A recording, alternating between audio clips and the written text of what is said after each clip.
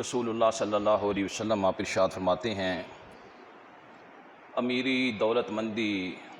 دنیا کے مال و دولت کے جمع ہونے کا نام نہیں ہے، بلکہ امیری اور دولت مندی اصل انسان کے دل کا امیر ہو جانا ہے۔ حضرات، بعض لوگ دنیا داری کے حساب سے بادشاہ ہوتے ہیں، بعض لوگ دینداری کے لحاظ سے بادشاہ ہوتے ہیں۔ یہ جو دینداری کے لحاظ سے یا اللہ کی رضا کے اوپر راضی ہونے والے ہوتے ہیں، یہ وہ لوگ ہوتے ہیں جو بھی اللہ نے ان کو عطا کیا ہوتا ہے اس کے اوپر صبر اور شکر کرتے ہیں اور قناعت اختیار کرتے ہیں، اور اللہ کی ذات کے ہاں کوئی کسی قسم کا گلہ اور شکوہ نہیں کرتے۔ اور یہ جو میں نے شروع کے اندر حدیث پڑھی ہے، رسول اللہ صلی اللہ علیہ وسلم نے فرمایا، لیس الغنا ان کثرت الاراضی، امیر آدمی وہ نہیں ہوتا جس کے پاس مال و دولت بہت زیادہ ہو، درہم و دینار بہت زیادہ ہوں، ولکن الغنا غنى النفس، لیکن امیر آدمی وہ ہے جو دل کا امیر ہے، جس کا دل اللہ کی رضا کے اوپر، اپنی قسمت کے اوپر مطمئن ہو گیا، راضی ہو گیا، وہ اصل کے اندر امیر آدمی ہے۔ تو اللہ تعالیٰ کی ذات سے ہمیشہ یہ دعا کرنی چاہیے کہ اے باری تعالیٰ، ہمارا دل جو ہے آپ کے کن کہنے کا، یعنی اللہ کن کہتے ہیں فیکون تو ہو جاتا ہے، اللہ جی ہمارا دل آپ کے کن کہنے کا مکمل منتظر ہے، اور ہمیں آپ کی قدرت کاملہ کے اوپر مکمل یقین ہے۔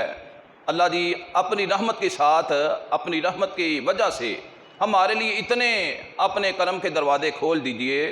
جو ہماری سوچوں سے بھی زیادہ ہوں، اور ہماری زندگی کو خوشیوں سے، رحمتوں سے، اطمینان سے اور راحتوں کے ساتھ اللہ بھرپور فرما دیجئے۔ تو اصل کے اندر ہر انسان کو یہ چاہیے کہ اپنی زندگی کے اندر جتنا اللہ کا شکر ادا ہو سکے وہ کرے۔ لَإِن شَكَرْتُمْ لَأَزِيدَنَّكُمْ وَلَئِن كَفَرْتُمْ إِنَّ عَذَابِي لَشَدِيدٌ، اللہ فرماتے ہیں جو بندہ شکر کرتا ہے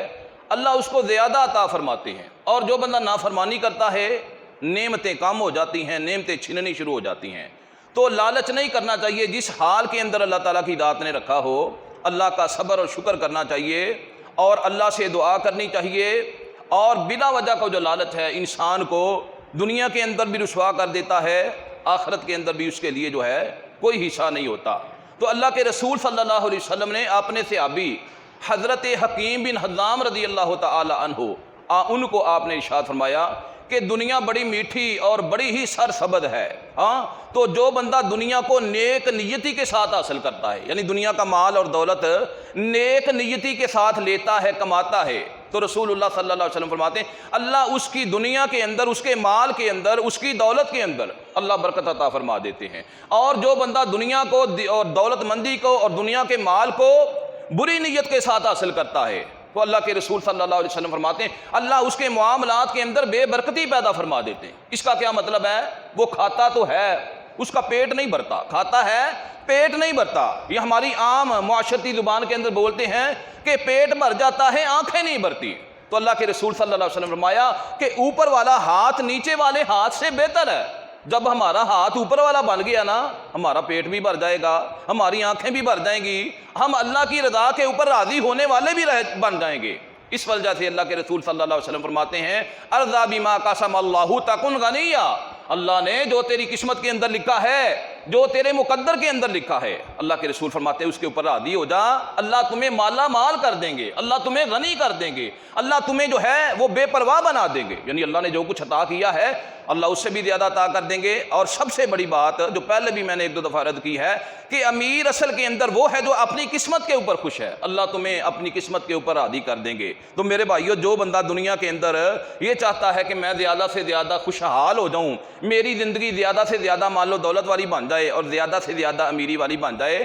تو پہلا کلیہ اللہ کے رسول صلی اللہ علیہ وسلم نے فرمایا کہ اس بندے کو چاہیے کہ صلہ رحمی اختیار کرے۔ من احب ان یبسط لہ فی رزقی فلیصلی رحمہ، اللہ کے رسول فرماتے ہیں جو بندہ یہ چاہتا ہے کہ میرے رزق کے اندر اللہ اضافہ فرما دے، میرے رزق کے اندر اللہ جو ہے بڑھوتی پیدا فرما دے، فلیصلی رحمہ، اس بندے کو چاہیے کہ اپنے رشتہ داروں کے ساتھ صلہ رحمی اختیار کرو۔ یہ نہیں ہے کہ نئے نئے حالات بدلے، کاروبار عروج کے اوپر گیا، اللہ نے مال و دولت عطا کر دی تو تمام بہنوں بھائیوں کو جو ہے ان کے ساتھ رشتہ ختم کر دیا، ناتا جو ہے وہ ختم کر دیا، اور ان کو اپنے آپ سے ان کو دور کر دیا، بلکہ ان کے ساتھ اور قربت اختیار کرے کہ اللہ ہو سکتا ہے ان کی دعاؤں کی وجہ سے مجھ کو دے رہا ہو۔ دوسرا نسخہ جو علماء کرام نے اور رسول اللہ صلی اللہ علیہ وسلم نے اپنی احادیث کے اندر بیان فرمایا وہ یہ ہے تابعوا بین الحج والعمرہ۔ اللہ کے رسول فرماتے جو بندہ یہ سمجھتا ہے کہ میرے گھر کے اندر سے فقیری ختم ہو جائے، غربت ختم ہو جائے، مال اور دولت جو ہے اللہ زیادہ سے زیادہ عطا کریں، اس کو چاہیے کہ پے در پہ لگاتار یکے بعد دیگرے حج کرے، عمرہ کرے، یعنی عمرہ کر کے پھر اللہ نے موقع دے دیا پھر حج کرنے چلا جائے۔ حج کیا تھا چند ماہ گزرے، اگر اللہ نے استطاعت دی ہے تو سال کے اندر دوبارہ جا کر عمرہ کرے، عمرے کے بعد حج، حج کے بعد عمرہ کرے۔ اللہ کے رسول فرماتے جو بندہ خانہ کعبہ کے گرد جا کے حج کرتا ہے، عمرہ کرتا ہے، اللہ تعالیٰ کی ذات اس بندے سے اس کے گناہوں کی میل کو بھی اس طرح دور کر دیتے ہیں، اس کے گھر کے اندر سے اللہ غربت کو، افلاس کو بھی اس طرح دور کر دیتے ہیں جس طرح بٹی کے اندر لوہے کو، سونے کو، چاندی کو ڈالا جائے تو بٹی جو ہے لوہے اور سونے اور چاندی کی میل کچیل کو دور کر دیتی۔ خانہ کعبہ کا طواف کرنا حج کی صورت میں، خانہ کعبہ کا طواف کرنا عمرے کی صورت کے اندر انسان کو دنیا کے اندر امیر بھی بنا دیتا ہے، خوشحال بھی کر دیتا ہے، مال و دولت والا بھی بنا دیتا ہے۔ اس کے بعد تیسرا نسخہ آپ صلی اللہ علیہ وسلم نے یہ بیان فرمایا کہ جتنا ہو سکے اللہ سے اپنے گناہوں کی توبہ کرے، استغفار کرے۔ من لم لازم الاستغفار جعل اللہ لہ من کل ضیق مخرجا۔ اللہ کے رسول فرماتے ہیں جو بندہ زیادہ سے زیادہ استغفار کرتا ہے، توبہ کرتا ہے، اللہ اس کے لیے تنگیوں سے نکلنے کا راستہ بنا دیتے ہیں اور اللہ اس کے غموں کو ختم کر دیتے ہیں۔ جو بندہ استغفار کرتا ہے، کوشش کریں دن میں کم از کم 100 مرتبہ جو ہے استغفار کی تسبیح لازمی کریں۔ اور چوتھا نسخہ قرآن پاک کے اندر یہ بیان کیا گیا ہے، اللہ تعالیٰ کی ذات سورہ نور کے اندر ارشاد فرماتے ہیں کہ تمہارے اندر سے جو کنوارے لڑکے ہیں، لڑکیاں ہیں، وہ خواہ عام مرد ہوں یا غلام اور لونڈیاں ہوں، اللہ کہتا ہے ان کا نکاح کر دو۔ جب تم ان کا نکاح کر دو گے اللہ تعالیٰ ان کے رزق کے اندر برکت عطا فرما دیتا ہے۔ میں ایک عام آپ بیتی کی مثال آپ حضرات کے سامنے بیان کر دیتا ہوں۔ ہمارے مولوی علماء کرام، مسجدوں کے خطیب اور ائمہ جو ہیں وہ سب سے زیادہ ان کی کم تنخواہ ہوتی ہے اور ہینڈ ٹو ماؤتھ ہوتے ہیں، لیکن آپ دیکھیں یہ سمجھنے والی بات ہے، 5 6 بیٹے اللہ ان کو عطا کرتا ہے۔ آپ 10 سال کے بعد ملاقات ہوگی، کہیں گے جی یہ حبیب الرحمان کی بھی شادی ہو گئی، خطیب الرحمان کی بھی شادی ہو گئی، عزیز الرحمان کی بھی شادی ہو گئی، ہاں فلاں کی بھی شادی ہوگی، ماشاء اللہ سے کہیں گے جی 20 ہمارے پوتے پوتیاں نواسے نواسیاں ہیں، اللہ رزق کے اندر بھی برکت عطا فرما دیتا ہے۔ کیوں کہ اللہ کا حکم ماننا ہے، اللہ کہتا ہے جلدی سے جلدی جوان بیٹوں کی، جوان بیٹیوں کی شادی کر دو۔ اور آخری جو کلیہ میں بیان کرنا چاہتا ہوں وہ یہ ہے کہ غریبوں کے اوپر، بالخصوص وہ لوگ جو دین کا علم حاصل کرنے والے، ان کے اوپر خرچ کرو۔ رسول اللہ صلی اللہ علیہ وسلم کی اگر ذات